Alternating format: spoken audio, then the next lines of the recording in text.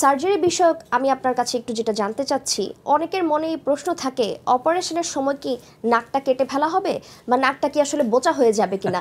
এই বিষয়ে স্যার যদি আমাদেরকে একটু বলতেন। আসলে এই ভয়টা কিন্তু পায়, কিন্তু বাস্তবতা হচ্ছে দেখুন এই যে রেশমা আপাকে কি সুন্দর তার নাক, হ্যাঁ তার নাক যদি কেটেই ফেলতো তো নাক থাকতো না। আমি 3টি পেশেন্টকে দেখালাম।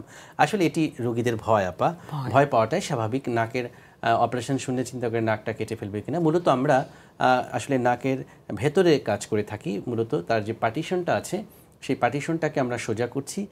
এটা দর্শকরা জেনে খুশি হবে যে এখন কিন্তু অ্যাডভান্স টেকনোলজি এসেছে। আমরা এখন এন্ডোস্কোপিক সেপ্টোপ্লাস্টি টার্বিনোপ্লাস্টি করছি, যেটা আমি আমার ভিডিওতে দেখিয়েছি যে যেখানে আমরা একটা রিজিড এন্ডোস্কোপ রড ক্যামেরা নাকের সামনে ধরছি এবং সেটা মনিটরে দৃশ্যমান হচ্ছে। সেই মনিটর দেখে দেখে যখন আমরা কাজটি করছি তখন কিন্তু আমরা কারেকশনটা নিয়ার টু 100% করতে পারছি। অর্থাৎ যেখানেই বাঁকা সেই জায়গাটাকে আমরা সার্জারি করে সোজা করে দিতে পারছি। তো এটি একটি ভালো দিক। আর একটা হচ্ছে যে টার্বিনেট, সেই টার্বিনেটগুলোকেও কিন্তু আমরা পুরোপুরি বার্ন না করে আমরা টার্বিনোপ্লাস্টি করতে পারছি এন্ডোস্কোপিক ওয়েতে। হ্যাঁ, তো এটা একটা মডার্ন টেকনোলজির একটা ব্লেসিংস। তো এখানে আসলে নাক কেটে ফেলারও কোনো ভয় নেই, প্লাস নাক বসে যাওয়ারও কিন্তু কোনো ভয় নেই।